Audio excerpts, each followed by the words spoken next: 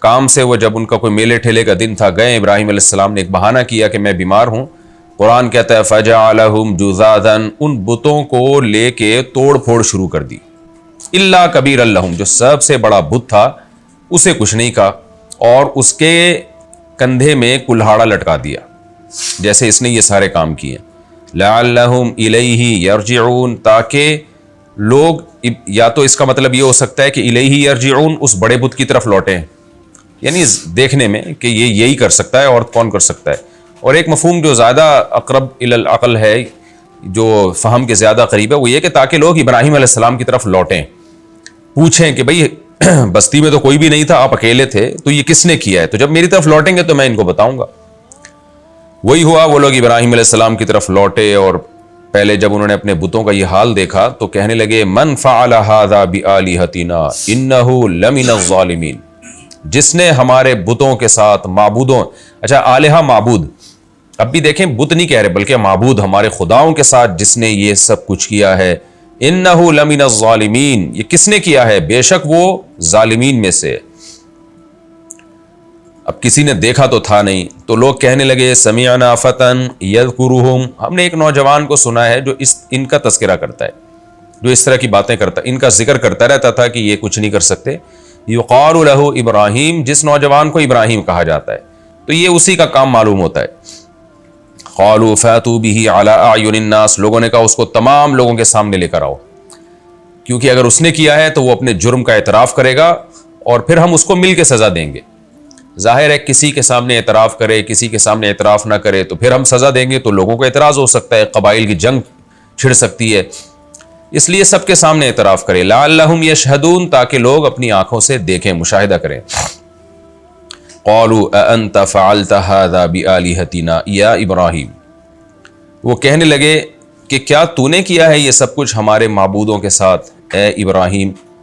قال، ابراہیم علیہ السلام نے فرمایا بل فعلہ کبیرہم ھذا، نہیں میں نے نہیں کیا، یہ ان کے جو بڑا ہے نا، ھذا یہ والا جس کے کندھے میں کلاڑ لٹکایا ہوا تھا اس کی طرف اشارہ کیا، کبیرہم ھذا، یہ جو بڑا ہے، فعلہ اس نے کیا یہ سارا کام.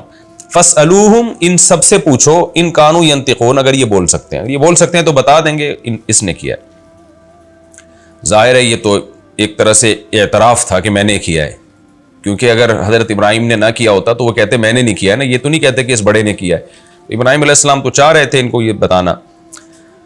فرجعوا الی انفسہم، قرآن کہتا ہے ایک لمحے کے لیے سب اپنے دل کی طرف لوٹے، دل میں سوچنے لگے. فقالوا انکم انتم الظالمون، تم لوگ واقعی بڑے ظالم، کیسی حماقت والے کام کر رہے ہو کہ یہ تو کر ہی نہیں سکتا، یعنی جو بڑا بت ہے یہ کیسے کرے گا، اور یہ نالائقوں نے اپنے آپ کو بچایا کیوں نہیں، تو تم ایسے لوگوں کی عبادت کر کے واقعی بڑے ظالم ہو.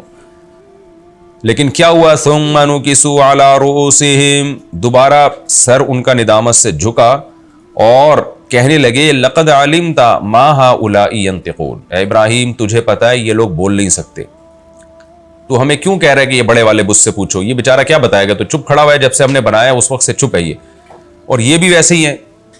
تو حضرت ابراہیم کو موقع مل گیا. قال افتعبدون من دون اللہ ما لا ينفعكم شيئا ولا يضركم، تو کیا تم اللہ کو چھوڑ کر ایسے معبودوں کی عبادت کرتے ہو جو نہ تمہیں فائدہ پہنچا سکتے ہیں، جو نہ تمہیں نقصان پہنچا سکتے ہیں.